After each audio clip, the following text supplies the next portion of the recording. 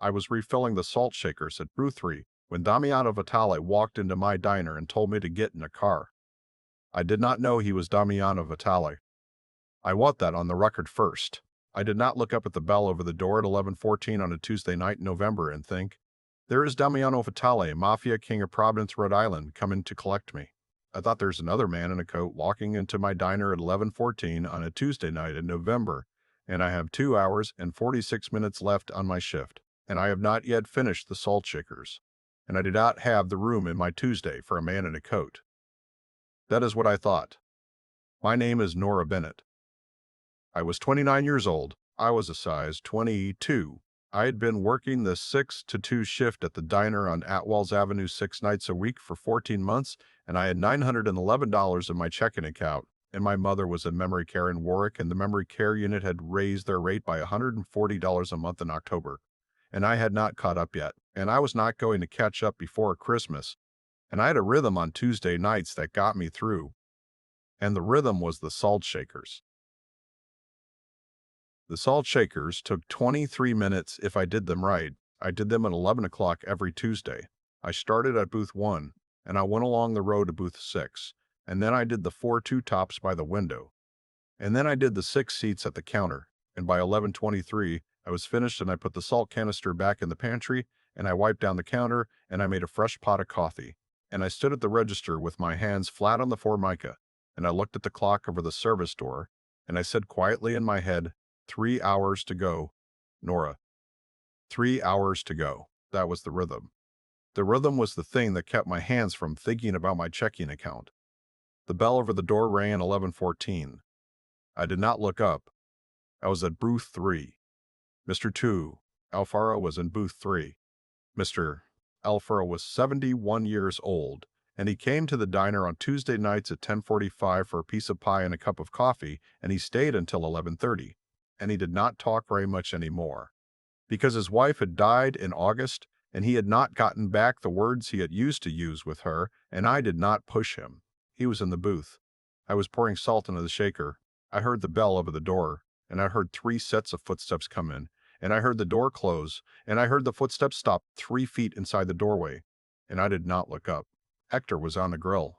Hector was 63 years old, and he had worked in that diner since 1994, and he had known my father for 17 years before my father died in the warehouse fire in 2011, and Hector knew every face on Federal Hill worth knowing, and I heard Hector's spatula stop on the grill. That is what made me look up. I looked up because Hector's spatula stopped. There were 3 men in the doorway. The one in the middle was tall.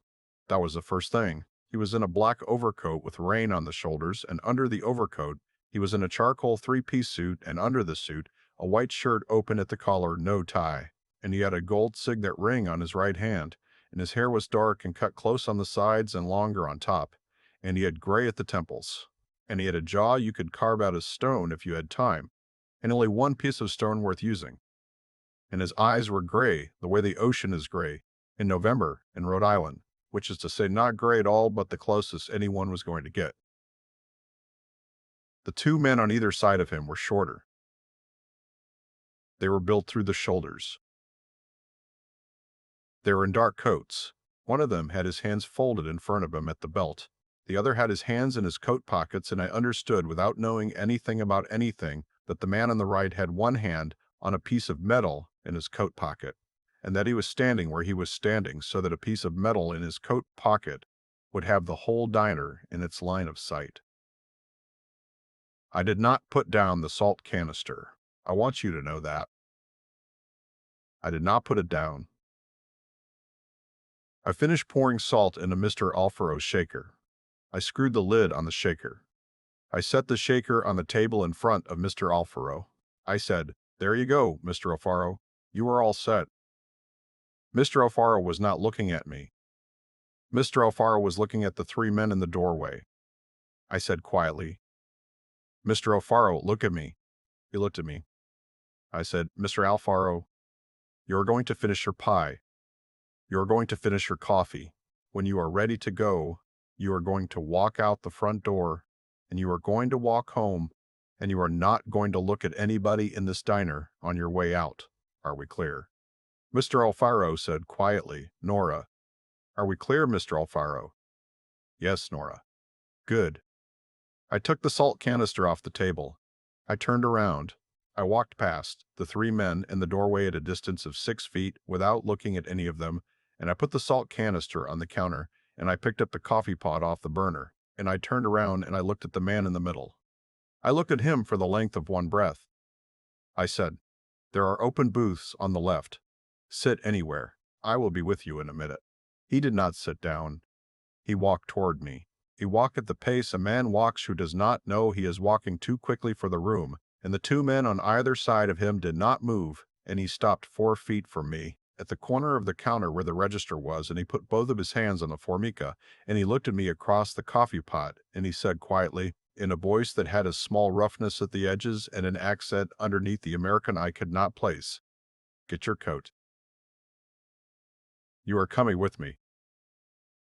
I want to tell you what my hand did." My hand tightened on the coffee pot.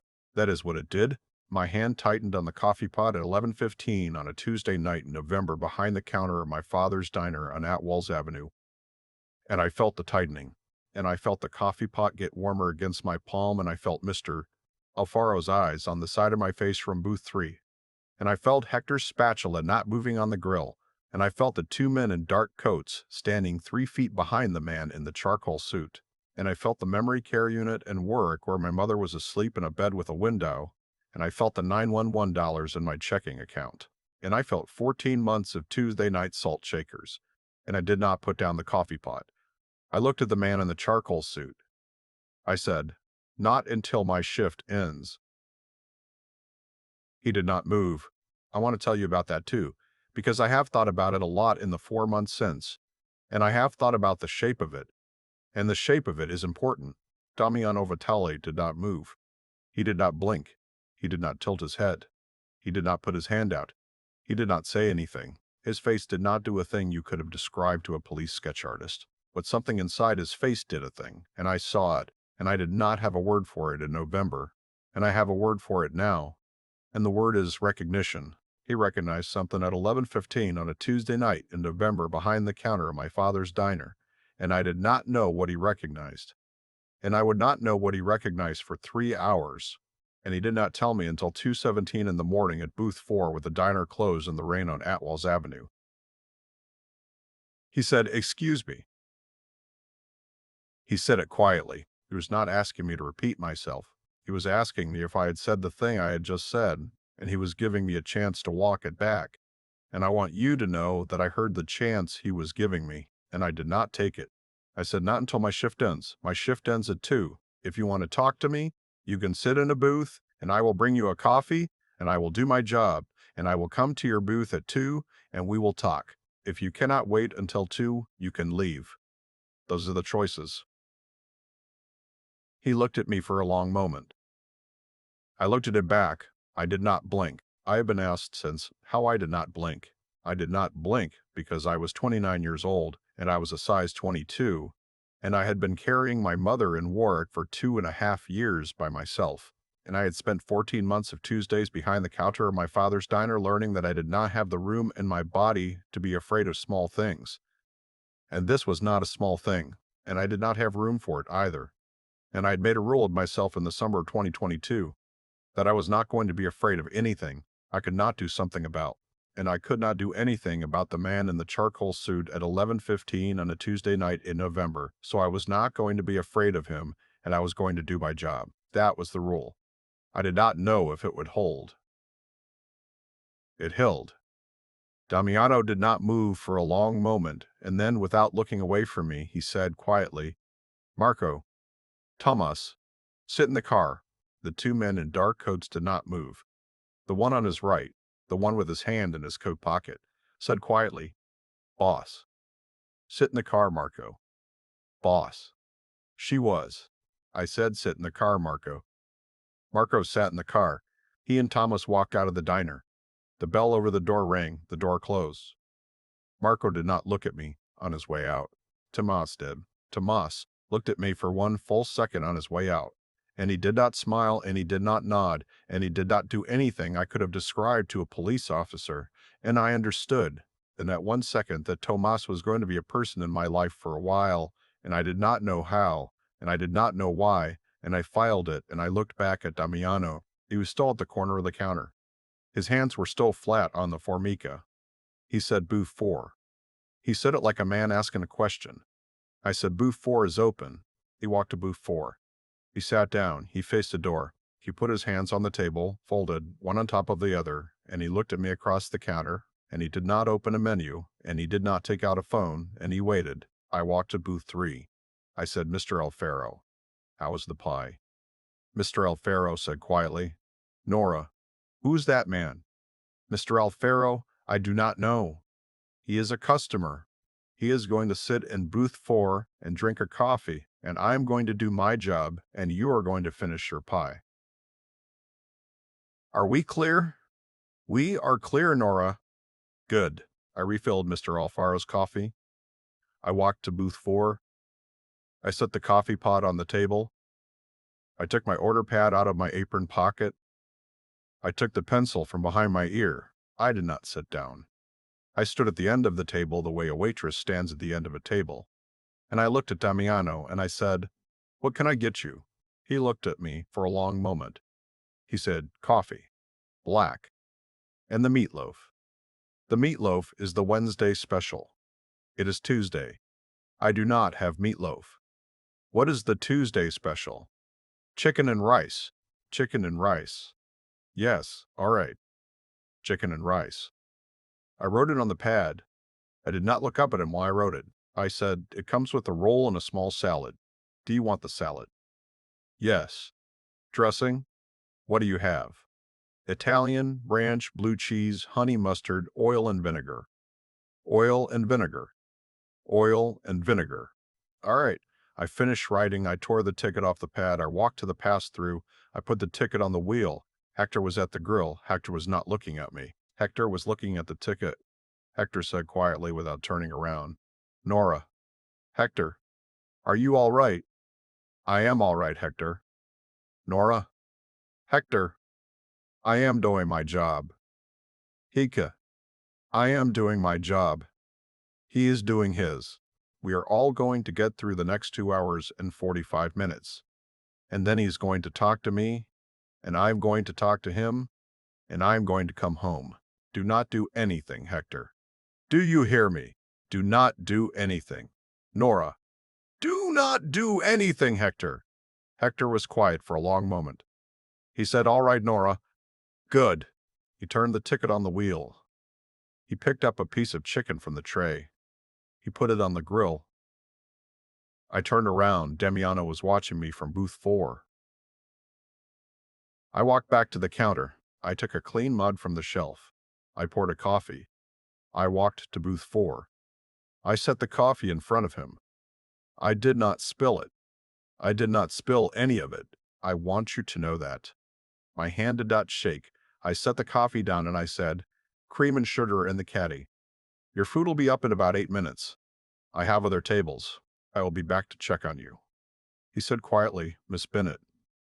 I stopped. I turned my head. I said, "How do you know my name?" He said, "It is on the sign. Bennett's Coffee and Grill." I assumed. "That is my father's name. Thomas Bennett.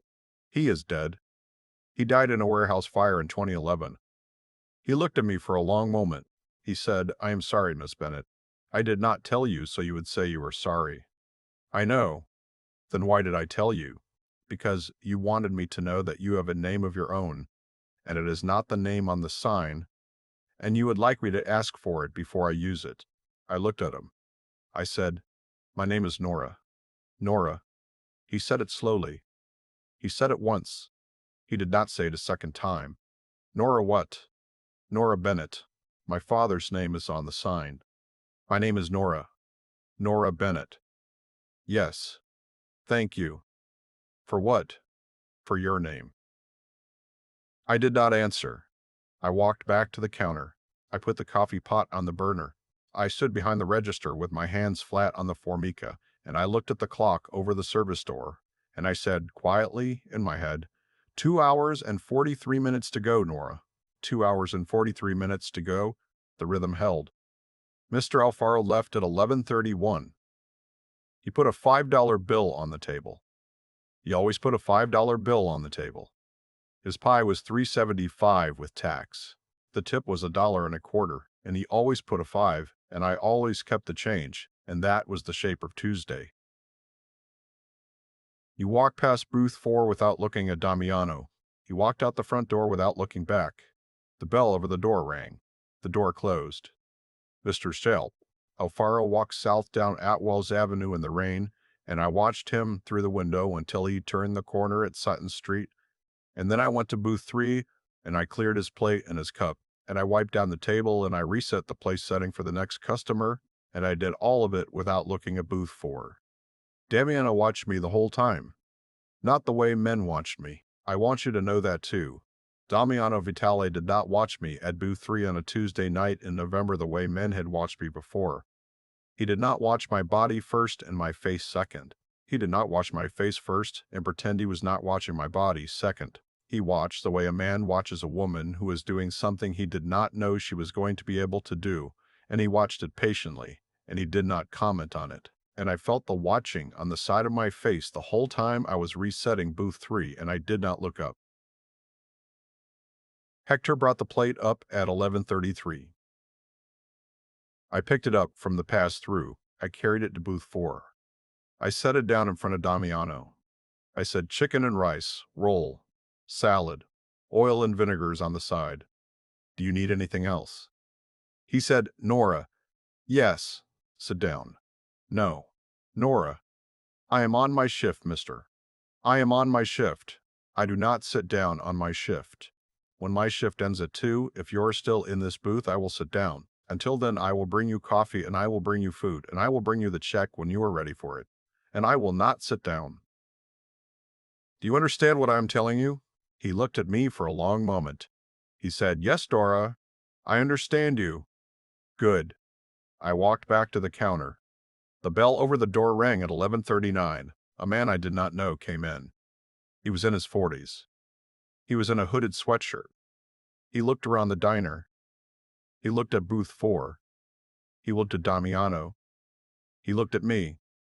He turned around. He walked out. The bell over the door rang again. Damiano watched the whole thing from booth 4. He did not stand up. He did not react. He did not do a thing. But something in the set of his shoulders changed a quarter of an inch. And after the door closed, he put down his fork, and he took out his phone, and he sent a text message. And he put the phone back in his coat pocket, and he picked up his fork, and he kept eating. I understood two things at the same time. The first was that the man in the hooded sweatshirt had been coming to look at me before Damiano's men had gotten to me, and that Damiano had known, and that Damiano had come to the diner tonight partly to be in the diner when the man in the hooded sweatshirt came in. The second was that Damiano had just told somebody in a text message that the man in the hooded sweatshirt was to be dealt with. Not in my diner. Not tonight. Somewhere else. In a way I was not going to see or hear about, and that I was not going to be told about. I did not know why the man in the hooded sweatshirt had come to look at me. I did not know why Damiano's men had come to the diner. I only knew that at 11:40 on a Tuesday night in November, a chain of events that had been moving toward me for a period of time I did not yet know had walked into my father's diner, and had sat down in booth 4, and had eaten chicken and rice, and that the man who had walked in with 2 enforcers and had told me to get in a car had 34 minutes later sent his enforcers to the car, and had put himself between me and a man in a hooded sweatshirt, and I did not have a word for what was happening, and I did not need a word for it yet. I brought Damiano more coffee at 11:51. I brought a check to a family of 3 at booth 2 at 11:57. I closed out booth 2 at 12:02. I made a fresh pot of coffee at 12:05. I brought Damiano more coffee at 12:14. At 12:23, the bell over the door rang. A woman in a wet coat walked into the diner. She was in her 30s. She had dark hair to her shoulders that was plastered to the side of her face in the rain, and she had a canvas bag on her shoulder that was too full and too heavy for her, and she was carrying a small child on her hip. The child was a boy.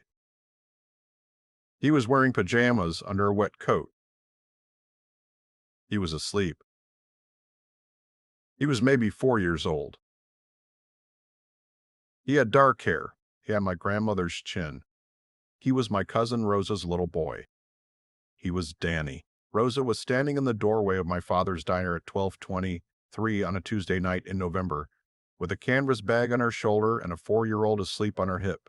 And she was wet, and her mascara had run, and she looked across the diner at the counter, and she saw me, and she saw booth 4, and she saw Damiano Vitale in booth 4 in a charcoal 3-piece suit, and her face did a thing that I have not stopped thinking about since. And she opened her mouth to say something, and she did not get a sound out because Damiano stood up. He did not stand up fast. He stood up the way a man stands up who does not want to frighten a woman with a child on her hip in the doorway of a diner at 12:23 on a Tuesday night in November. He put both of his hands out at his sides, palms open, empty, and he did not step toward Rosa, and he did not step toward me. And he said quietly, so his voice would carry across the diner without being loud, "Mrs. Bruno, my name is Damiano Vitale. I am the man you are running from. I would like you to sit down at the counter. I would like your son to sit at the counter next to you. I would like Miss Bennett to bring you a coffee and a warm milk and a plate of whatever your son will eat. And I would like to sit at booth 4 and eat my dinner while your cousin figures out what she wants me to do next. I am not here to take your son. I am not here to take you. I am not here to hurt Vincent. Vincent is going to be arrested by the state of Massachusetts on an outstanding warrant on Thursday morning at his brother's house in Everett, and that is not my doing, and I did not put the warrant on him, and I am not going to help the state find him, and I am not going to help him hide. I am here because I received information that you were staying with your cousin. I came to see if the information was correct. The information was not correct. I understand now that the information was not correct. I would like you to sit down. Will you sit down, Mrs. Bruno? Rosa did not move. She looked at me across the diner. I looked at Rosa. I said, Rosa, sit down at the counter. Put Danny on the second stool. I am going to bring him some milk. He is going to be all right. Rosa said, Nora, sit down, Rosa. Now, Rosa sat down at the counter. She sat on the third stool. She put Danny on the second stool, and Danny did not wake up, and Rosa put her arm around him, and she put her forehead down on the top of his head, and her shoulders started to shake, and she did not make a sound, and I walked around the counter, and I took the canvas bag off her shoulder, and I set it on the floor, and I put my hand on her back, and I said, Rosa, breathe. Breathe. It is all right. Breathe. Rosa, breathe. I walked to the burner. I poured a coffee. I set it in front of Rosa. I walked to the small refrigerator. I took out the carton of milk. I poured milk into a small mug. I put the mug in the microwave for 41 seconds. I took it out. I set it on the counter in front of Danny, and Danny did not wake up. I looked at Damiano. Damiano was standing next to booth 4 with his hands still at his sides, palms open, empty. He had not moved. He had not sat back down. He was waiting for me to tell him what to do next. And I understood at 12:27 on a Tuesday night in November, behind the counter of my father's diner without having a word for it, that Damiano Vitale had rearranged the shape of the room and had put himself in it as the piece that was going to wait until I moved my piece, and I was going to have to move my piece, and I was going to have to do it in front of Rosa, and I was going to have to do it in the next 30 seconds. I said, Damiano. He said, yes, Nora. Sit down at booth 4. He sat down at booth 4. Finish your food. All right. Do not look at Rosa. Do not look at Danny. Look at your plate. When you are finished, do not signal me. I will come and get the plate when I come. All right. Hector. Hector was at the pass-through. He had been at the pass-through for the entire exchange. He said, yes, Nora. Make Danny a grilled cheese. Cut it into 4 triangles, no crust. Yes, Nora. Rosa. Rosa lifted her head from Danny's hair. Rosa, you are going to drink your coffee. You are going to eat what Hector makes you. You are going to sit next to your son. You are going to breathe. And when the diner closes at 2 o'clock, you and Danny are going to come home with me, and you are going to sleep in my apartment tonight, and we are going to figure out the rest of this in the morning. Do you understand what I'm telling you? Rosa said, Nora. Do you understand what I am telling you, Rosa? Yes, Nora. Good. I walked back around the counter. I stood at the register with my hands flat on the formica, and I looked at the clock over the service door, and I said quietly, in my head, 1 hour and 33 minutes to go, Nora. 1 hour and 33 minutes to go. The rhythm held. Rosa fell asleep at 12:51. She did not mean to. She had her arm around Danny, and her forehead was against the side of Danny's head, and I looked over at 1 o'clock and she was asleep. I put a blanket over her shoulders. It was a small red blanket Hector kept in the back for the nights the heat did not work well. She did not wake up. Danny woke up at 1:17. He looked around the diner. He looked at his mother asleep next to him. He looked at the grilled cheese cut into 4 triangles with no crust on the plate in front of him. He looked at me behind the counter. He said quietly, Aunt Nora. I said, hi, sweetheart. Where are we? We are at Aunt Nora's diner. Do you remember Aunt Nora's diner? Do you remember Aunt Nora's diner? The one with the salt shakers. That is the one. Where's Papa? I did not answer for a moment. I said, Papa is not here tonight, sweetheart. Mama brought you to Aunt Nora. You are going to have a grilled cheese, and then you are going to sleep at Aunt Nora's house tonight. Is that all right? He was quiet for a moment. He said, is Mama in trouble? Mama is not in trouble, sweetheart. Mama is tired. Eat your grilled cheese. Danny ate his grilled cheese. He ate 3 of the 4 triangles. He drank his warm milk. He looked around the diner while he ate. He looked at Damiano at booth 4. He said quietly, Aunt Nora, who is that man? I looked at Damiano. Damiano was looking at his empty coffee cup. I said, that man is a customer, Danny. He is having his dinner. He is not going to bother us. Danny looked at Damiano for a moment longer. Then he looked back at me. He said, he has a nice suit. Damiano's mouth did the thing at the corner. I said, yes, sweetheart. He does. Danny finished his grilled cheese. He said, Aunt Nora, I am tired. Come here, sweetheart. He came around the counter. I picked him up. He weighed 34 pounds. My back hurt. I did not care. I carried him to the small booth in the corner by the kitchen, booth 6. We called it the family booth, because it was the one we sat at when we ate our own meals. And I laid him down on the vinyl, and I took the small red blanket off Rosa's shoulders, and I covered him with it, and I tucked it around him, and he closed his eyes, and he was asleep in 40 seconds. I stood next to booth 6 with my hand on the top of the vinyl, and I looked at him, and I looked at Rosa asleep at the counter with her forehead on the 3rd stool. And I looked at Hector at the pass-through wiping down the grill. And I looked at Damiano at booth 4 with his empty coffee cup.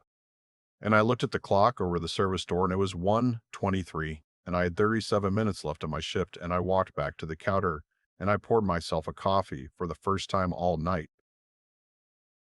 And I drank it standing up behind the register, and I looked at the clock, and I waited. Damiano did not signal me. He had said he would not signal me, and he did not. At 1:41, Hector said quietly from the pass-through, Nora, I am going to lock the back door. I am going to sit in the office. If you need me, you know where I am. I am not leaving. Thank you, Hector. I am not leaving until you leave, Nora. I know Hector. Hector went into the office. At 1:53, I locked the front door. I did not turn the sign to closed. I did not want the man in the hooded sweatshirt to know we were closed if he was watching. I just locked the door, and I turned off the outside sign, and I turned the inside lights down to half, and I walked back to the counter. Damiano was at booth 4. I picked up the coffee pot. I walked to booth 4. I refilled his cup. I set the coffee pot on the table. I slid into the booth across from him. I did not sit down carefully. I slid in the way a woman who has been on her feet for 8 hours slides into a booth at 2 in the morning. I put my hands flat on the table. I looked at him across the formica. I said, it is 2. He said, it is not 2. It is 1:57. It is 2 on my clock. Talk to me. He looked at me for a long moment. He said, "Nora, I want to tell you something first. I want to tell you that I was going to make you get in the car at 11:14. I was not going to hurt you. I was not going to take you anywhere you were not going to walk out of, but I was going to make you get in the car, and I was going to take you to a house, and I was going to ask you where your cousin Rosa was, and I was going to make it clear to you that the answer was going to affect what happened to your mother in Warwick. I want you to know that. I want you to know I came here tonight to do that.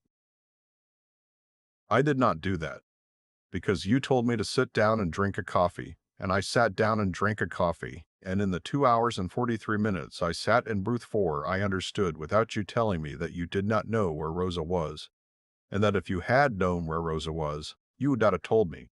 And I understood something else in that 2 hours and 43 minutes, and the something else is what I want to say to you now. I did not speak. He said, "Nora, I have been on this side of a counter with a lot of women in 20 years. I have never once had a woman say not until my shift ends to me. I did not know what to do with it. I sat in booth 4 to figure out what to do with it.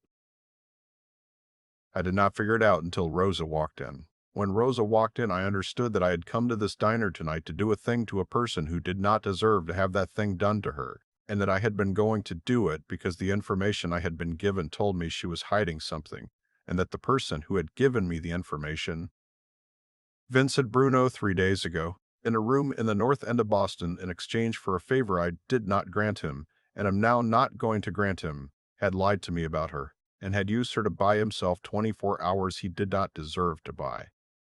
I understand now that Vincent Bruno sent me here to draw fire away from himself and toward Rosa's cousin. I would like you to know that Vincent Bruno is going to answer to me for that when he is finished answering to the state of Massachusetts. And I would like you to know that answering to me for it does not mean what you are afraid it means. It means he is going to be told that he is not welcome in Rhode Island again, and he is going to be told it by me. And he's going to know that if he crosses back into this state after Thursday morning, he is going to answer for something more serious than he answered for the first time. That is all it means. I would like you to know that I am not going to touch him. I would like Rosa to know that too when she wakes up. Do you understand what I'm telling you, Nora? I looked at him. I said, Damiano. Yes. You just used my first name 3 times in one paragraph. He almost smiled. He said, I did. Why did you use it 3 times? Because I have not been permitted to use it, and I am asking permission now, in the way I know how to ask for it. May I use your first name, Nora? Yes. Thank you, Damiano. Yes. Why did you come here tonight? He was quiet for a long moment. He said, Vincent Bruno owes my family $231,000 from an unauthorized shipment. He has spent it. He cannot pay it back. He went into hiding on Sunday. On Sunday night, he called a man who works for me and said that his wife had gone to her cousin's diner on Atwells with the money, and that his cousin was Nora Bennett, and that if I wanted my money back, I should go to the diner on Tuesday night at 11, when the wife was going to be handing off the money to the cousin. That was the information. It was not true. There is no money at the diner. There is no money with your cousin. Vincent gambled the money away in Foxwoods over the weekend, and he told me a story to buy himself the 72 hours between Sunday night and Thursday morning because he knows there is a warrant on him in Massachusetts, and he knows he is going to be picked up on it, and he wanted a shape of a story for me that was going to keep me looking at Providence while he sat in Everett. That was the whole thing. That was why I came. Damiano? Yes. You just told me the whole thing. Yes. Why did you tell me the whole thing? He looked at me for a long moment. He said, Nora, I do not know how to answer that in a way that is not going to change the shape of this booth, so I'm going to tell you the true answer, and I am going to let it change the shape of the booth. The true answer is that I told you the whole thing, because you said not until my shift ends to me at 11:15, with a coffee pot in your hand, and no woman has said that to me in 20 years, and I have been looking for that woman for 20 years, without knowing I was looking for her. And I walked into your diner tonight to do a thing to her, and I am not going to leave your diner tonight without telling her the whole thing. Because if I leave without telling her the whole thing, she is going to think tomorrow that she was a piece of a larger operation, and she was not a piece of a larger operation, and she is not going to be a piece of a larger operation, and I would like her to know that before she goes home. That is why I told you the whole thing, Nora. Do you understand what I am telling you? I looked at him. I said, Yes, Damiano. I understand you. Good. Damiano. Yes. I am going to ask you a question, and I want you to answer it the same way you just answered the last one. Ask. Am I safe? He looked at me for a very long moment. He said, Nora. From me. Yes. You are safe from me. You have been safe from me since 11:15. From the world, you are less safe than you were yesterday because Vincent Bruno sent me here, and Vincent Bruno told other people he was sending me here. And other people know now that your name is on a list I looked at. I am going to fix that. I am going to fix it tonight. I'm going to make a phone call from the car on the way home, and by 9 in the morning your name is going to be off the list. And no man in this city is going to walk into this diner to look at you again. That is what I am going to do. That is what I would have done if you were the woman I thought you were at 11:14. And it is what I am going to do faster and more carefully because you are the woman you are. And I am asking you to accept my protection for the next 24 hours while I clean up the mess that Vincent Bruno made in your name. Will you accept it? I thought about it. I thought about my mother in Warwick. I thought about the 911 dollars in my checking account. I thought about Rosa asleep at the counter, and Danny asleep in booth 6, and Hector in the office, and the man in the hooded sweatshirt who had walked in at 11:39 and had walked back out. And I thought about the rhythm.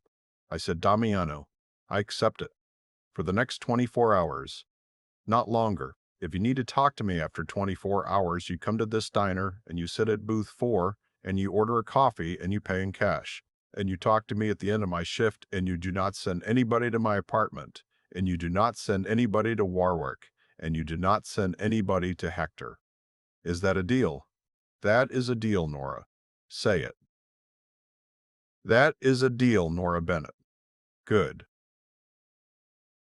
He put his hand out across the formica. I did not put my hand out to him. Not yet. I looked at his hand for a long moment, and I said, Damiano, one more thing. Yes. The man in the hooded sweatshirt. The one who came in at 11:39 and left. Who was he? He was quiet for a long moment. He said, he was one of Vincent's. He was not one of mine. He came here to see if the money was here. When he saw me in booth 4, he understood that the story Vincent had told him was not going to work the way Vincent had told him it was going to work, and he left. And he called Vincent from a car around the corner, and Vincent has been in the wind for 11 hours since. The man in the hooded sweatshirt is a small man. He is going to be dealt with by not being dealt with. He is going to lose his job on Thursday morning when his boss is arrested in Everett, and he is going to move to Florida within the month. And you are not going to see him again. I am telling you this because you asked, and because I said I was going to answer the way I answered the last question. Is that all right? That is all right. Nora? Yes. Are we finished? I looked at him. I said, for tonight. For tonight. Yes. He put $100 on the table. He put it under the salt shaker at booth 4. Folded once. 20s. 5 of them. He said the coffee was $2.50. The chicken and rice was $11.95. The tax on both was $129. The total is $15.74. The change is $84.26. The change is yours. I am going to walk out of this diner.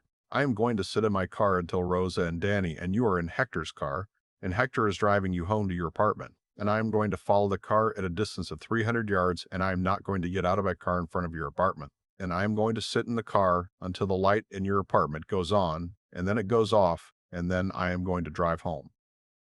Is that acceptable to you? That is acceptable, Nora. Yes. I will come back on Tuesday at 11:14. I will not come with men.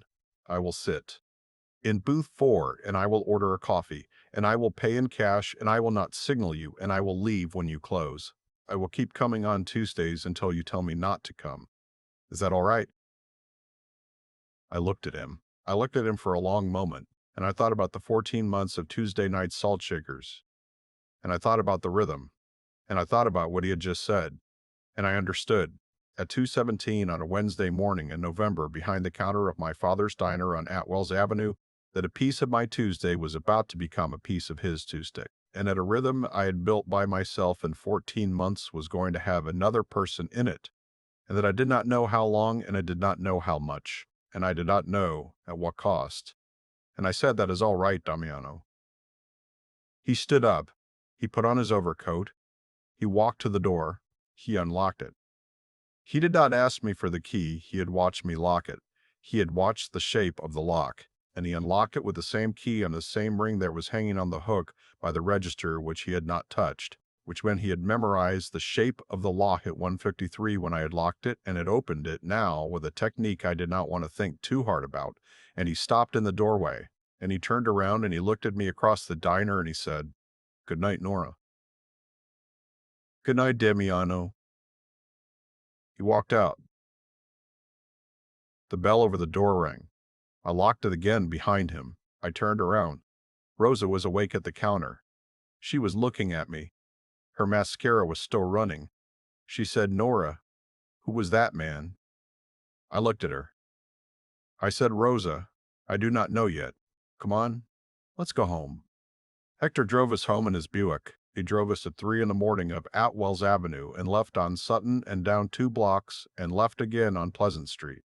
And he did not turn on the radio, and he did not ask a single question, and Rosa sat in the back seat with Danny asleep across her lap in the small red blanket from booth 6, and I sat in the front, and I looked in the passenger side mirror twice, and both times 300 yards behind Hector's Buick in the rain on Atwells and then on Pleasant. There was a smaller gray sedan with its headlights on and a man in a charcoal coat behind the wheel who was not driving too close and was not driving too far, and Hector saw the sedan in his own mirror. And Hector did not say anything about it, and I did not say anything about it, and Rosa did not know it was there, and I did not tell her. Hector parked in front of my apartment at 311.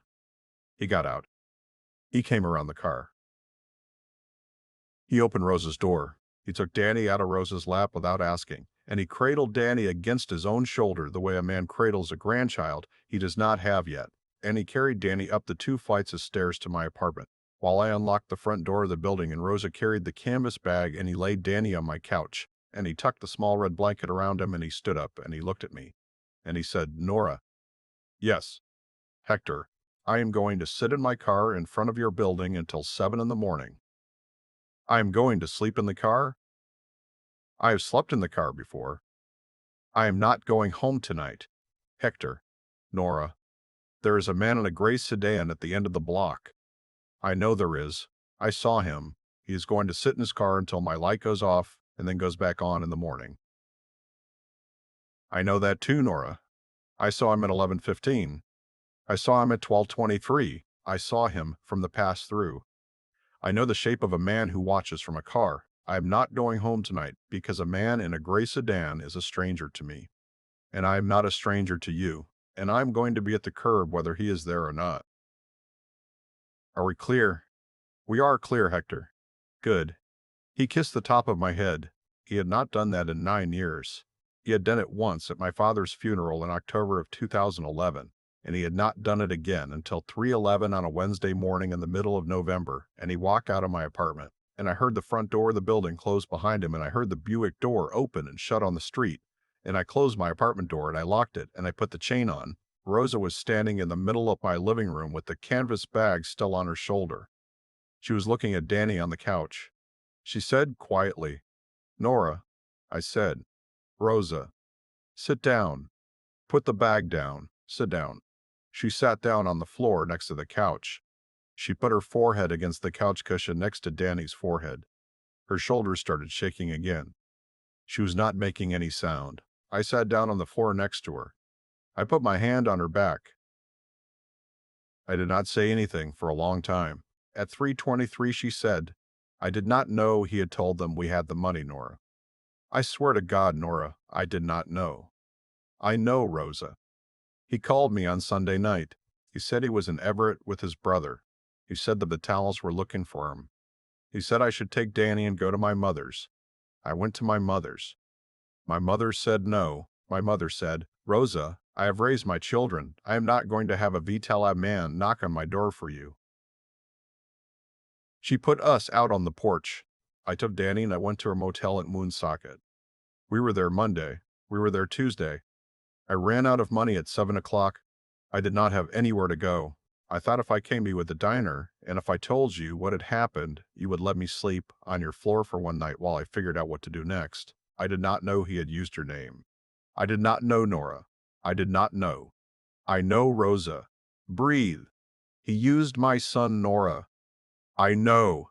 He used my son and he used you, and he used your mother, because he knew you had a mother in Warwick, and he knew if he pointed a Vitale at you, they would find out about her too. He did that. He did that from a house in Everett. He is my husband. He is Danny's father. He did that. She was quiet for a long moment. She said, I do not know how to be Danny's mother if I stay married to that man, Nora.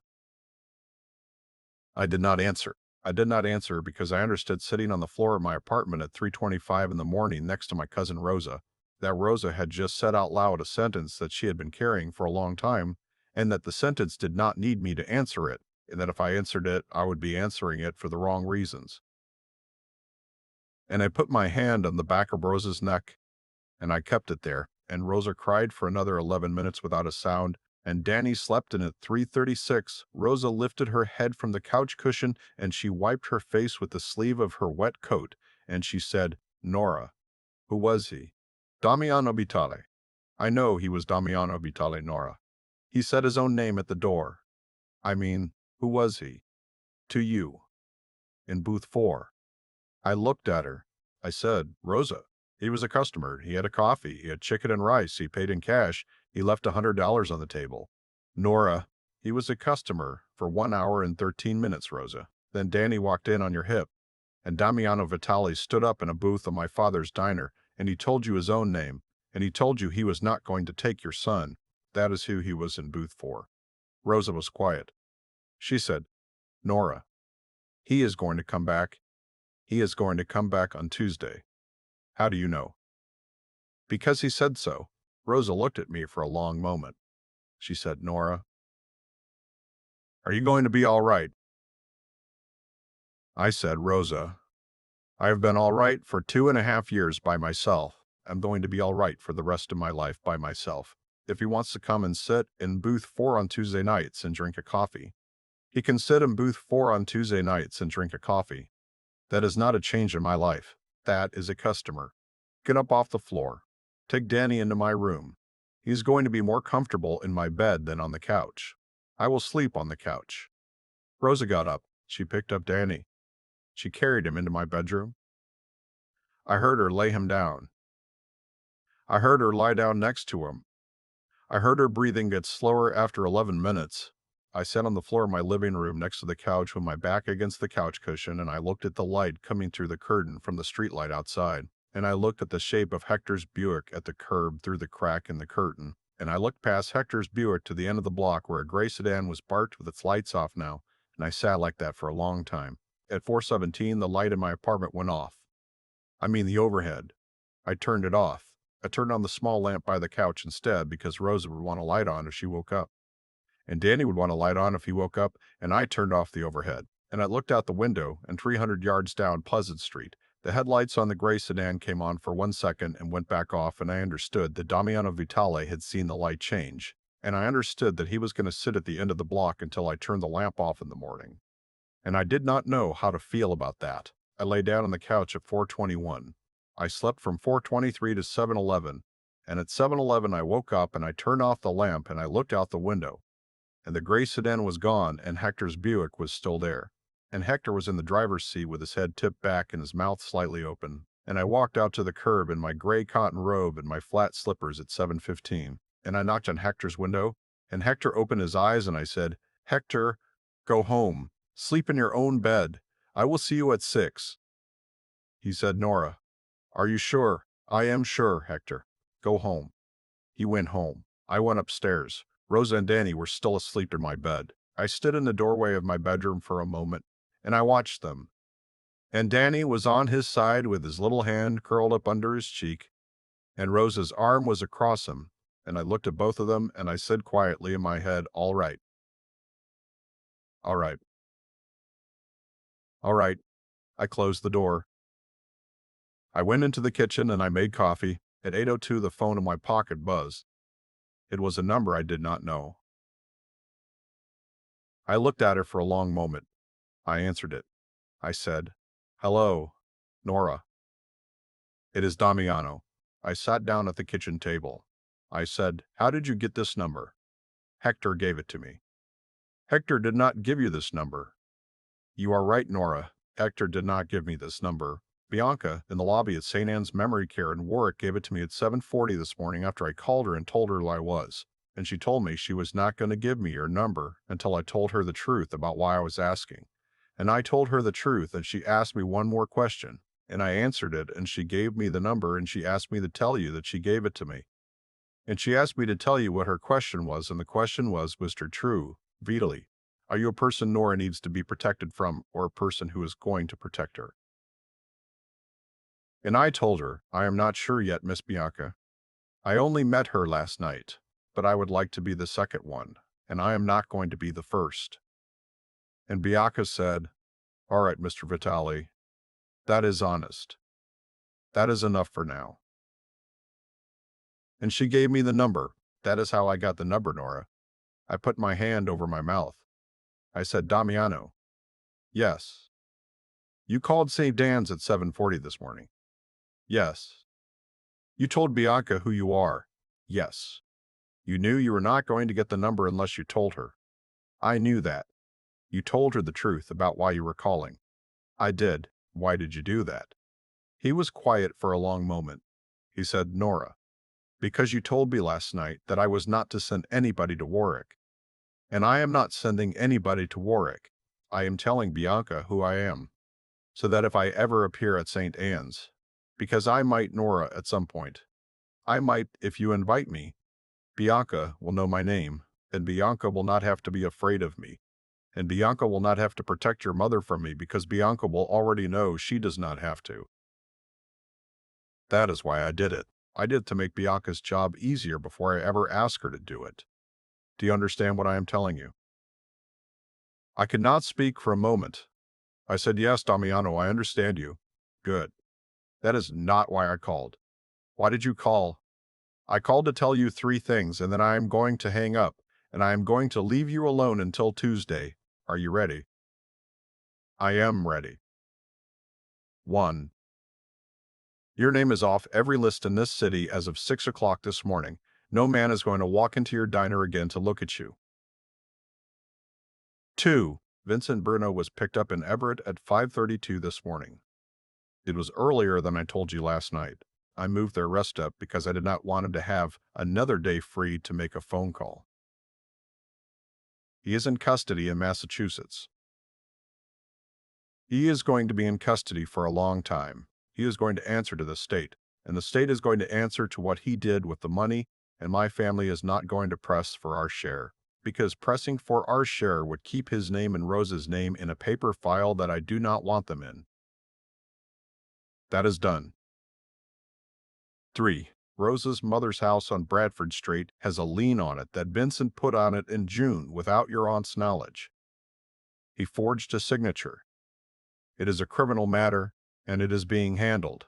In the meantime, the lien has been paid off as of 8 this morning. Your aunt does not know. She is not going to know. She is going to receive a letter in the mail on Friday from the bank telling her the lien has been satisfied. She is going to think it was a clerical error. I would like her to think that. I would like Rosa to think that. I would like you to know that it was not a clerical error. That is the third thing. Do you understand what I am telling you? I put my forehead down on the kitchen table. I said, Damiano. Yes. You paid off my aunt's house.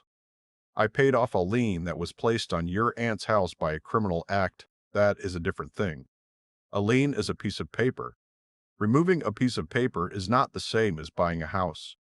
I did not buy your aunt's house. I removed a piece of paper. Damiano. Nora.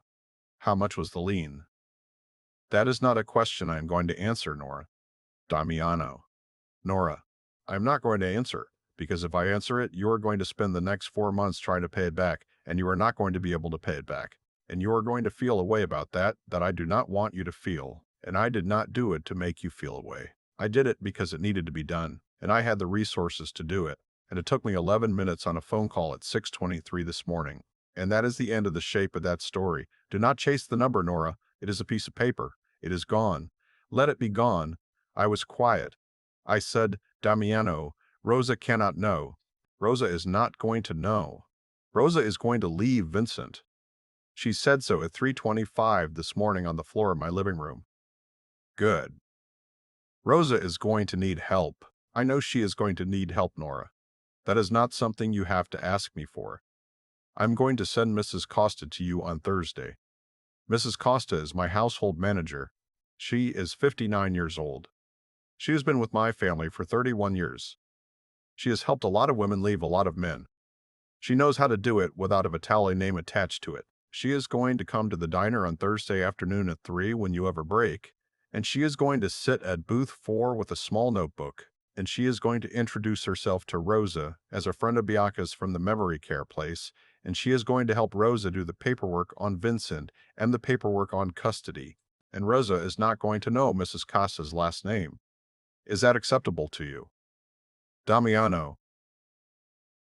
Yes. You have thought about all of this since I locked the diner door. I have thought about all of this since Rosa walked in with Danny on her hip. I did not know Rosa was going to walk in. And once she did, I understood the shape of what needed to happen next. And I have been on the phone since 2:30 in the morning. That is why I did not go to sleep. I went home. I sat at my kitchen table. I made phone calls. I fell asleep at 6:47 for 23 minutes on the kitchen table. I woke up at 7:10. I called Bianca at 7:40. I called you at 8:02. I'm going to sleep for 4 hours after we hang up, Nora. I would like you to sleep too. Rosa is asleep. Danny is asleep. Sleep. I will not call you again until Tuesday. If you need to call me before Tuesday, you have my number now. That is the third thing you have for me this morning that you did not have last night. Do you accept it? I accepted, Damiano. Good. He was quiet for a moment. He said, Nora, yes. Thank you for saying not until my shift ends at 11:15 last night.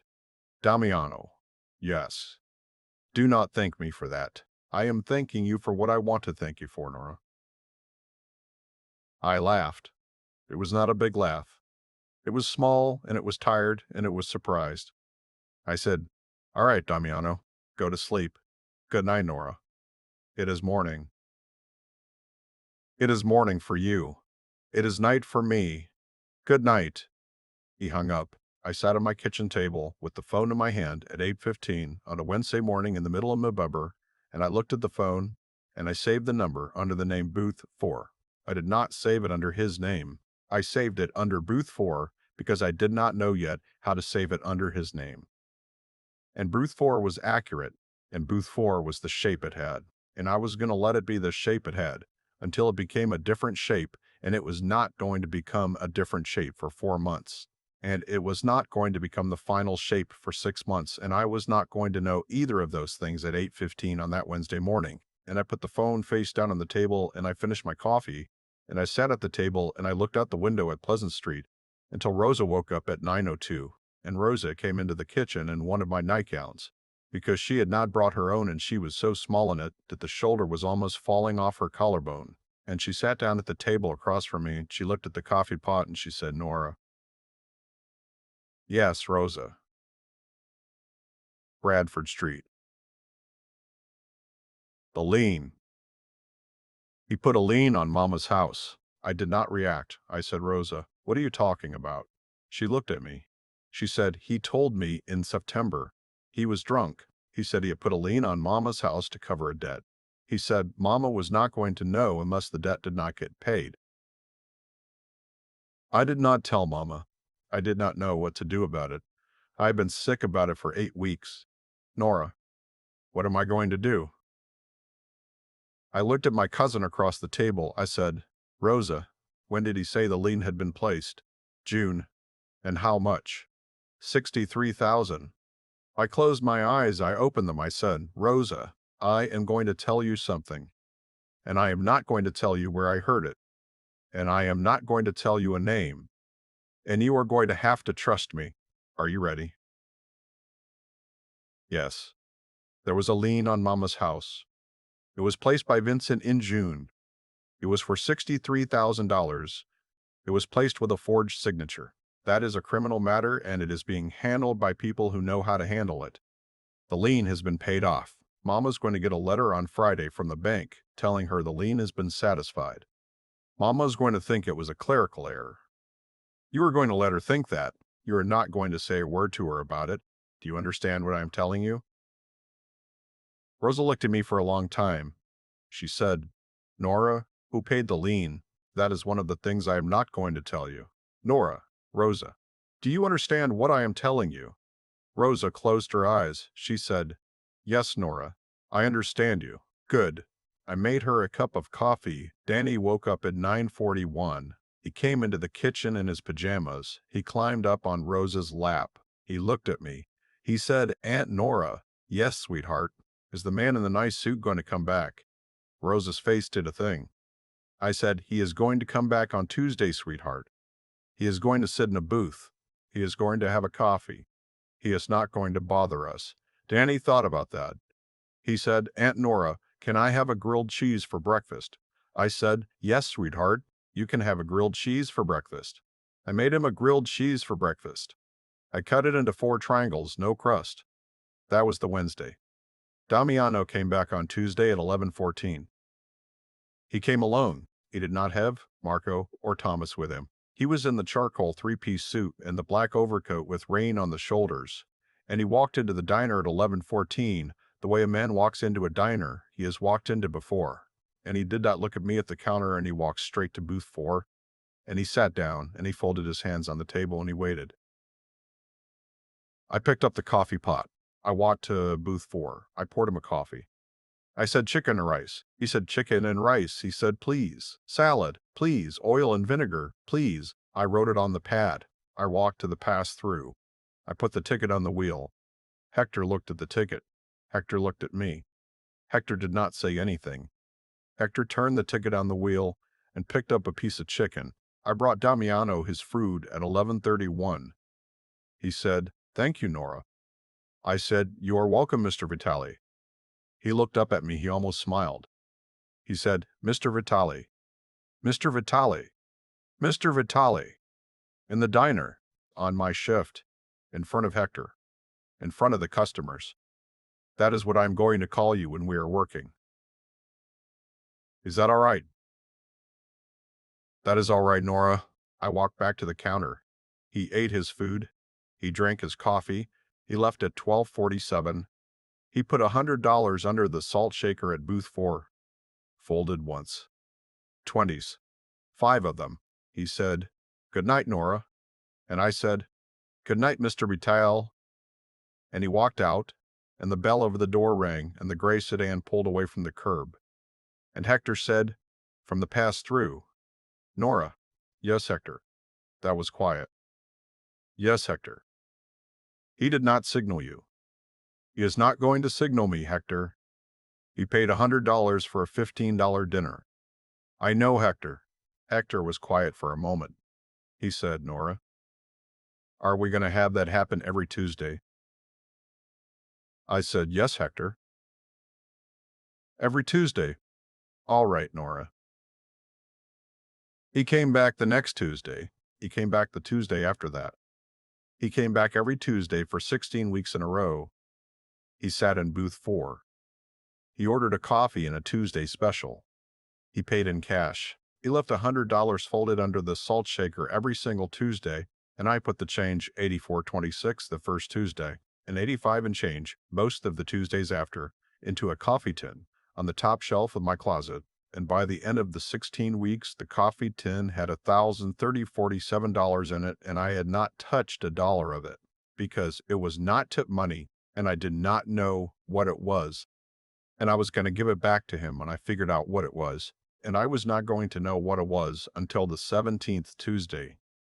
The 17th Tuesday was the 6th of March. I want to tell you about the 16 Tuesdays first, because the 16 Tuesdays were the shape of it. The 16 Tuesdays were quiet. He sat in booth 4. He ate his food. He drank his coffee. He watched the diner. He did not watch me the way men had watched me before. He watched the diner in the way a man watches a diner, and every so often his eyes came to me at the counter, and every so often my eyes went to him at the booth, and we did not smile at each other, and we did not do anything a person at another booth could have noticed, and we did not do anything Hector could have written down in a report if Hector had been the kind of man to write a report, which Hector was not. But there were the small things.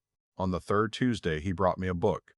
He did not give it to me. He left it on the seat of booth 4 when he left, tucked into the corner where the vinyl meets the wall, so that it looked like a book someone had forgotten. It was a hardcover book. It was a copy of A Tree Grows in Brooklyn. It was a first edition from 1943. I did not know it was a first edition from 1943 until I looked it up on the internet at 3 in the morning. The book was worth $2,000. He had left it on the seat of booth 4 like a book someone had forgotten. When I came in on Wednesday morning to open the diner, the book was there. I picked it up. I put it in my apron pocket. I brought it home. I put it on my nightstand. I read it in 3 nights. I did not tell him I was reading it.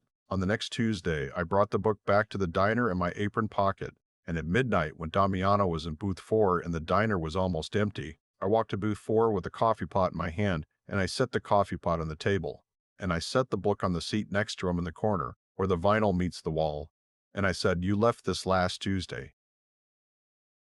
He looked at the book. He looked at me. He said, "So I did." I said, "It was a very good book." He said, "I thought you would like it." Thank you. Do not thank me for that. I am thanking you for what I want to thank you for. He almost smiled. The next Tuesday, there was another book in the corner of the seat when he left. It was The Death of the Heart by Elizabeth Bowen. It was not a first edition. It was a paperback with someone's marginalia in pencil in the margins. In a slanted hand I did not know. I read it in 5 nights. I brought it back the next Tuesday. He left another book. It was The Warden by Anthony Trollope. I read it in 9 nights. That was the shape of the books. I read 16 books in 16 weeks that winter. I did not sleep as much as I had before. I did not care. The books were the first thing. The second thing was the mother. On the 5th Tuesday, I mentioned Warwick in passing. I said I have to be up at 6 on Sundays. I go to Warwick to see my mother. I did not mean anything by it. I said it while I was refilling his coffee. I did not look at him when I said it. I was not asking him for anything. On the 6th Tuesday, he did not come to the diner. I want to tell you about that Tuesday because it was the only Tuesday in 16 weeks that he did not come. And I noticed, and I stood behind the counter at 11:14 with my hands flat on the formica, and I looked at the door and I looked at the clock and I looked at booth 4 and it was empty, and I did not know what to do with the empty booth. And Hector said from the pass through Nora, "Yes, Hector. He is not coming tonight. I can see that, Hector. Do you want me to call him?" "No, Hector." "All right." I finished the salt shakers at 11:23. I made a fresh pot of coffee. I stood at the register with my hands flat on the formica, and I looked at the clock and I said, quietly in my head, 3 hours to go, Nora. 3 hours to go. The rhythm did not hold. I did not tell Hector that the rhythm did not hold. I closed the diner at 2. Hector drove me home. I walked up the 2 flights of stairs. I opened the door of my apartment. I turned on the light. I sat down at the kitchen table. I took my phone out of my apron pocket. I looked at the phone for a long time. I did not call him. I did not text him. He texted me at 2:17. The text said, "Nora, my Aunt Serafina in Palermo had a stroke on Sunday. She is stable. I flew out Monday morning. I did not want to text you before your shift ended. I am back on Sunday. I will be at booth 4 next Tuesday. D." I read the text 3 times. I texted him back 1 word. "Understood." He texted back 3 words. "Thank you, Nora." I did not save his number under his name after that either. The third thing was Bianca. Bianca called me at 5:23 on a Sunday afternoon in the middle of February. I was in my apartment. Rosa and Danny had moved into a small apartment across the hall 3 weeks before, with Mrs. Costa's help. The apartment across the hall had been empty since November, and Mrs. Partment, Costa, had made a phone call and the rent had come down $200 a month. And I had not asked why the rent had come down $200 a month, because I had understood that asking would have insulted Mrs. Costa, and I had not asked. And Danny was in my apartment watching a small television with the sound down while Rosa was at a job interview across town, and Bianca called me at 5:23. She said, "Nora, your mother said your name today." I sat down. I said, "Bianca." She said it in the sunroom at 4:17.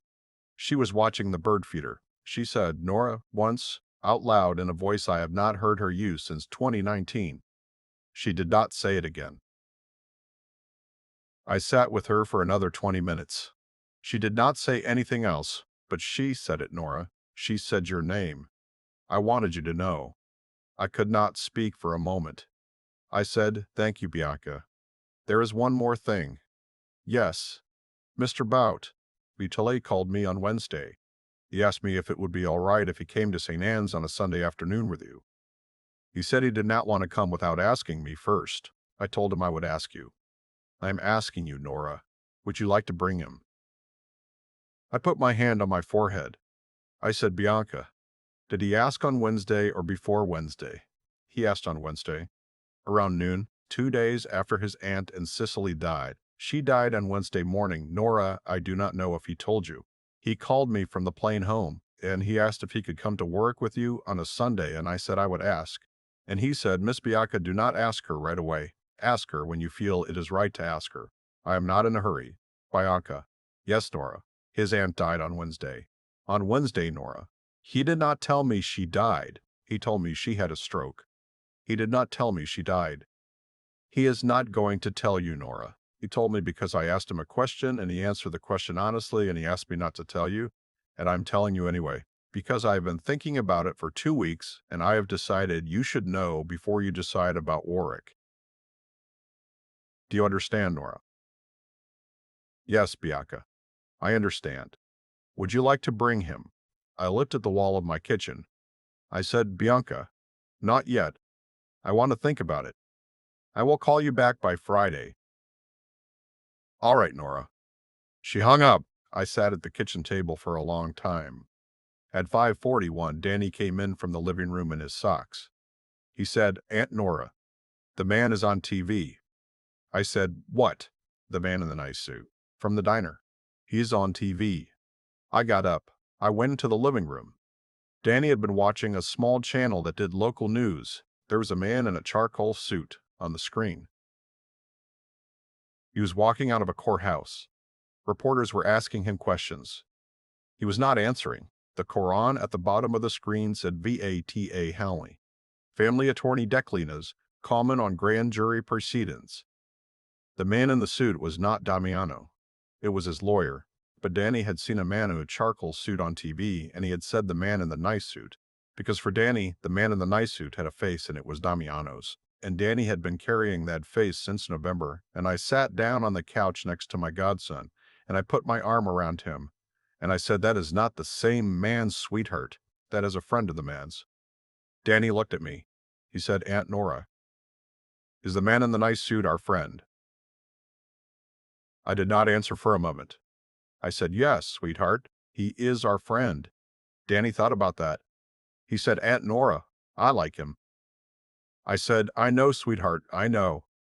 That was the third thing. The fourth thing was the 17th Tuesday. The 17th Tuesday was the 6th of March. It had snowed on Sunday. It was cold. The diner was slow. Mr. Alfaro did not come at 10:45 because his knee was bothering him. Two tops by the window were dark. There was a family in booth 2. There was a young couple in booth 5. Hector was at the grill. I was at the counter. Damiano came in at 11:14. He was in the black overcoat. He was in the charcoal suit. He walked to booth 4. He sat down. I picked up the coffee pot. I walked to booth 4.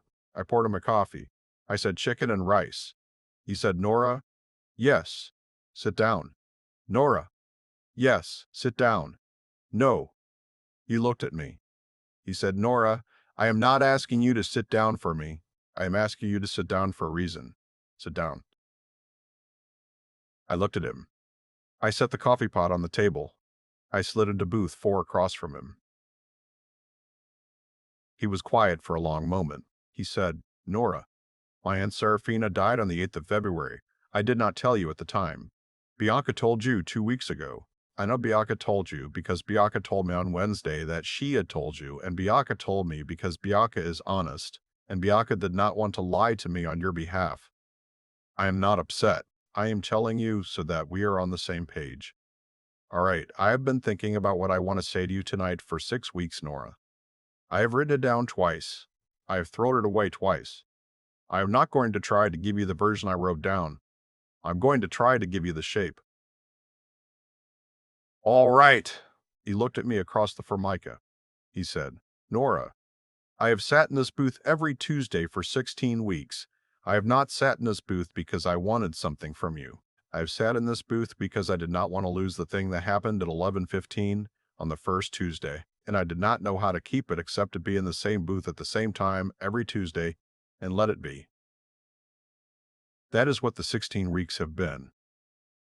They have not been an operation. They have not been a courtship. They have not been a wait. They have been Tuesdays. Do you understand me? Yes, Damiano. I am 41 years old, Nora. My aunt was the last person on earth who called me by a name I had when I was 7. She is not going to call me that name again. My mother is dead. My father is dead. My aunt is dead. There are 3 cousins left. 2 of them are difficult. One of them is a child. I have a house in Providence that has a lot of rooms in it that have not been used in 11 years. I have a library on the 2nd floor with a rug in the middle of it. I have a signet ring on my right hand that was on my father's hand when he died. I am not asking you tonight to marry me. I am not asking you tonight for anything. In fact, I am asking you tonight to know that I would like over some period of time that is not going to be short to ask you a series of small questions and to have the small questions answered honestly, and to see if the answers to the small questions add up at the end to a bigger question that neither of us has to be afraid of asking. That is what I am telling you tonight. Do you understand me? I looked at him for a long time. I said, Damiano asked me a small question. He looked at me. He said, all right, will you come to Warwick with me on Sunday? I said, yes. He nodded once.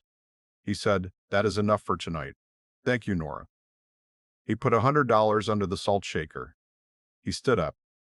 He put on his overcoat. He walked to the door. He turned around. He said, good night, Nora. I said, good night, Damiano.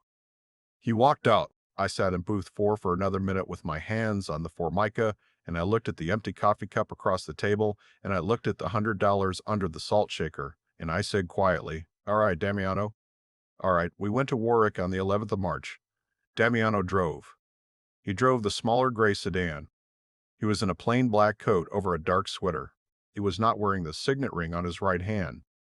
He had taken it off in the front hall of the estate at 10:02 that morning and had put it in the small china dish on the console table by the door, and I had watched him take it off and neither of us had said anything about it. And he was quiet for the drive up. Bianca was in the lobby. She was in a soft blue cardigan. She had a paperback and a thermos of tea. She stood up when we walked in. She said, Mr. Vitale. Damiano said, Miss Bianca. She said, your mother is in the sunroom this morning, Nora. She had oatmeal. She ate 3/4 of it. She is having a good morning. Thank you, Bianca. Bianca looked at Damiano. She said, Mr. Vitale, take your time. Damiano said, thank you, Miss Bianca. We walked down the hallway. My mother was in her wheelchair by the middle window of the sunroom. She was in a soft pink cardigan and a gray dress and slippers with a small embroidered flower on the toe, and her hands were folded in her lap, and she was watching the bird feeder in the courtyard. I let go of Damiano's hand. I said, wait by the door for a minute, Damiano. He waited by the door. I walked to my mother's wheelchair. I crouched down in front of her. I put my forehead against her forehead. I said, "Hi, sweetheart." My mother said, "Sweetheart." I said, "Mama, there is somebody here to see you. He has been waiting a long time. Is it all right if I bring him over?" My mother did not answer.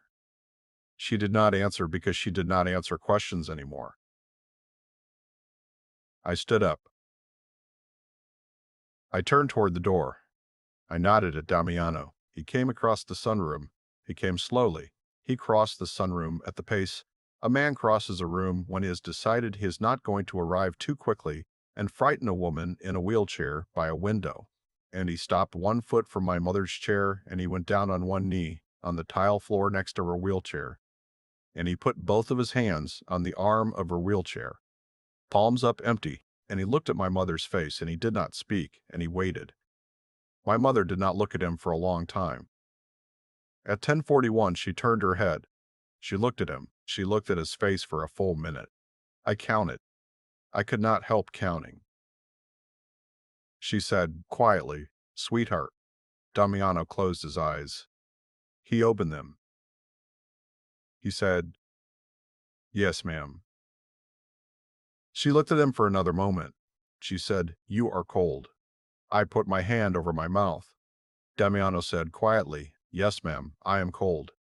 My mother said, "Sit next to me, sweetheart. Sit with me. I will keep you warm." Damiano stood up. He pulled a chair up next to my mother's wheelchair. He sat down in the chair. My mother reached out. My mother, who had not reached for anything in 14 months, who could not remember how to pick up a fork, who did not always know which hand was hers. My mother reached out at 10:43 on a Sunday morning in the middle of March, and she put her hand on Damiano Vitale's hand, and she left it there, and she went back to watching the bird feeder. Damiano did not move his hand for 1 hour and 17 minutes. I sat on the other side of my mother's chair with my hand on her other hand, and the three of us watched the chickadee at the bird feeder. And at 11:53, Rosemary came in and said it was time for lunch, and my mother did not want to let go of Damiano's hand. And Damiano said, "That is all right, ma'am. I am going to walk with you to lunch." And he stood up and he pushed her wheelchair to the dining room, and he cut her chicken, and he did not hurry, and he did it well. And my mother did not say another word for the rest of the visit. And she did not say another word for the drive to lunch. And she did not say another word for lunch itself. And my mother did not need to. We left at 1:03. Damiano did not speak in the car until we were on I-95 heading south. He said, "Nora." "Yes." "Your mother has kind eyes." "I know she does, Damiano." "I know she does too." He was quiet for a moment. He said, "Nora, I would like to ask you the next small question." "Ask." "Will you close the diner on Tuesday nights and let Hector run it and come to my house on Prospect Street and sit on the rug in my library and read a book? And let me read across the room from you from now on. Not to move in. Not to stay. To sit. From 9 to midnight. Every Tuesday. Starting next Tuesday." That is the question. I looked at him. I said, "Damiano, that is not a small question." He almost smiled. He said, "It is a small question compared to the one I am going to ask you in June, Nora. This one is still small. Answer it." I looked out the window at the 9th-mile marker south of Warwick. I said, "Yes, Damiano. Yes. Yes. I will come to the library on Tuesdays." "Good." He kept driving. "I want to tell you about June, but I am not going to tell you about all of it, because you have been kind enough to listen this long, and because some of it belongs to Damiano and me and is not for the record. I will tell you the shape. The question in June was asked in booth 4. He came to the diner on a Tuesday at 11:14. He sat in booth 4. I brought him a coffee. He said, "Nora, sit down." I sat down. He put a small velvet box on the formica. He did not open it. He said, "Nora, in November you told me not until my shift ends. Your shift is not going to end at the diner until you tell it to. I am not asking you to end it. I am asking you if I can be the man who is here when it does end, whenever that is. I'm not going to open this box tonight. I'm going to leave it on the table. If you take it, you take it. If you do not take it, I take it home." That is the question. I looked at the box. I looked at him. I said, Damiano, open it. He opened it. It was a plain gold band, white, hammered on the outside, smooth on the inside. On the inside, engraved in the hand I could read this time, in English, in his own hand, was one sentence, not until your shift ends. I put my hand over the box. I closed the box. I put the box in my apron pocket. I said, Damiano, I am going to wear this ring on a chain around my neck, not on my hand. Not yet. My shift is not ending yet, Damiano. My mother is in Warwick. Rosa is figuring out the paperwork. Danny is starting kindergarten in September. I am not going to close the diner. I am not going to move into your house. I'm going to keep this ring on a chain around my neck, under my apron. And I'm going to know it is there, and you are going to know it is there. And when I'm ready to end my shift, I'm going to slide into booth 4 on a Tuesday at 11:14, and I'm going to take the ring off the chain, and I am going to put it on my hand across the formica, and I'm going to say, Damiano, my shift has ended, and you are going to know, and I am going to know, and the diner is going to know, and that is going to be the shape of it. Is that acceptable to you? Damiano looked at me for a long moment. He said, That is more than acceptable, Nora. That is beautiful. Damiano, yes. Do not tell me my sentence is beautiful. I am telling you what I want to tell you, Nora. I laughed. He almost smiled. I put the ring on a chain around my neck that night at 3 in the morning at my kitchen table under the small lamp, and I have worn it under my apron every night since. And I have not said the sentence yet. And I do not know when I am going to say the sentence. And I am going to say it when I am going to say it. And Damiano is going to be in booth 4 at 11:14 every Tuesday until then, and Hector is going to be at the grill until then, and my mother is going to be in Warwick until she is not, and Rosa is going to be across the hall, and Danny is going to be in the diner on Sundays after church for a grilled cheese cut into 4 triangles with no crust, and the small red blanket is going to be in booth 6 for a boy who is going to outgrow it in about 3 years. And the coffee tin at the top of my closet is going to keep getting fuller, and I am not going to touch it. And Damiano is going to know I am not going to touch it, and Damiano is going to keep leaving the $100 anyway, because that is the shape of the thing. And one Tuesday, when I am ready, I am going to end my shift. I am not there yet. I am close.